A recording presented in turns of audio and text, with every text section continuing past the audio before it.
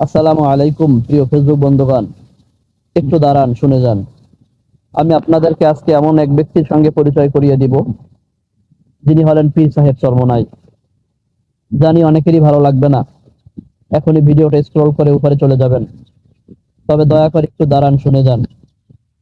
তার নাম হযরত মাওলানা মুফতি সৈয়দ মোহাম্মদ রেজাউল করিম, যিনি বর্তমানে একাধারে পীর সাহেব চরমোনাই এবং আমির ইসলামী আন্দোলন বাংলাদেশ, যিনি একটি রাজনৈতিক দলের আমির তথা চেয়ারম্যান, একাধারে একটি অরাজনৈতিক সংগঠন বাংলাদেশ মুজাহিদ কমিটির আমির, অর্থাৎ যেটার মাধ্যমে সারা বাংলাদেশের কোটি কোটি মানুষের আধ্যাত্মিক তথা দিনের পথে আনার জন্য অক্লান্ত চেষ্টা করে যাচ্ছেন তারা।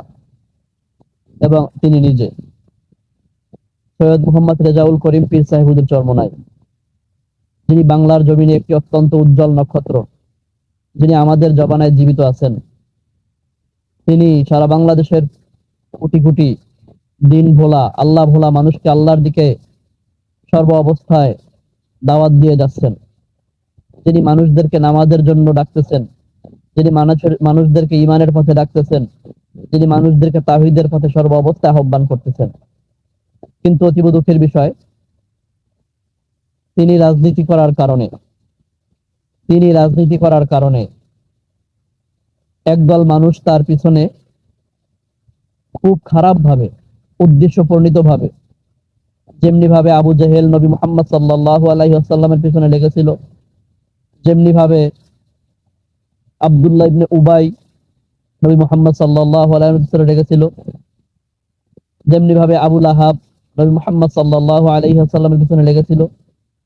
তার একটাই দোষ ছিল, তিনি সত্য কথা বলেন এবং মানুষদেরকে অসৎ পথ থেকে বিরত রাখার চেষ্টা করেন।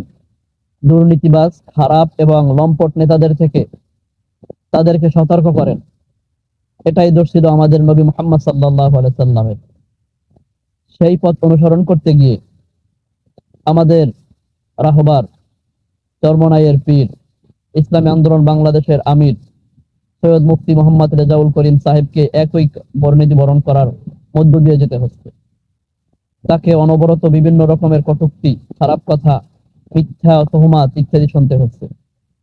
একদল স্লোগান দিচ্ছে, নেশা করে, মিথ্যা কয়, পীর সাহেব চরমোনাই। নাউযুবিল্লাহি মিন যালিক। একজন আলেমের ব্যাপারে শব্দ চয়নেও তো সতর্কতা জরুরি, সত্যতা জরুরি।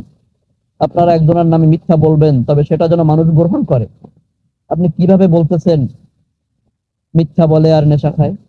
যেখানে চরমোনাই 3 দিন মাহফিল হয় বছরে 2 বার, যেই মাহফিলে পর্যন্ত কোনো দোকানে আপনি বিড়ি সিগারেট পর্যন্ত পাবেন না, যেন কোনো মানুষ সেখানের পরিবেশ ঘোলাটে করতে না পারে, নষ্ট করতে না পারে, অন্য মানুষদেরকে কষ্ট দিতে না পারে।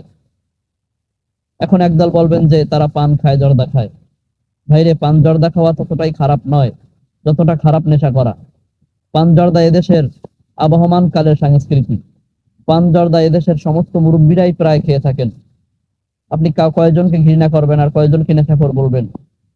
আর নেশা জিনিসটা কি? নেশা হলো যেটার মাধ্যমে মানুষের বুদ্ধি লোপ পায়, নিজে তার পরিবার পরিজনকে অনেক সময় চিনতে পারে না, সেটা হলো নেশা। আর আমাদের পীর সাহেব চরমোনাই সামান্য পান জর্দা খায়, যেটা এদেশের মানুষেরই সংস্কৃতির একটা অংশ। আপনারা সেটা কি উদাহরণ দিচ্ছেন সে নেশা খায়? আল্লাহ আপনাদেরকে হেদায়েত দান করুক। আপনারা তার কাছে অবশ্যই আশা করি ক্ষমা চাইবেন এই বেয়াদবির জন্য, নতুবা আল্লাহ আপনাদেরকে ধ্বংসও করে দিতে পারেন একজন আলেমের সাথে, একজন দ্বীনের দায়ীর সাথে বেয়াদবি করার কারণে।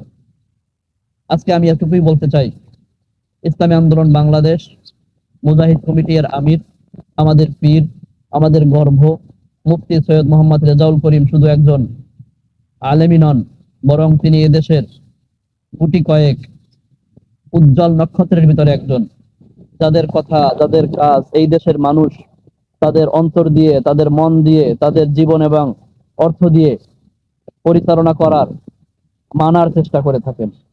আপনারা তাদেরকে যা ইচ্ছা তাই বলবেন, সেটা তো হতে পারে না। এদেশের ধর্মপ্রাণ মানুষ, এদেশের সাধারণ মুসলমান সেটা মানবে না ভাই। আপনাদের দল কতটুকু ভালো, আপনারা কতটুকু সৎ পথে চলতেছেন, সেটা তো 5ই আগস্টের পর থেকে আমরা দেখতে পাচ্ছি। নিজেদের ভেতরে নিজেরা মারামারি করতেছেন, চাঁদাবাজি নিয়ে, স্টান দখল নিয়ে, লঞ্চ ঘাট দখল নিয়ে আপনারা নিজেরা নিজেদেরকে খুন করতেছেন। এর চেয়ে খারাপ আর কিছু হতে পারে না ভাই।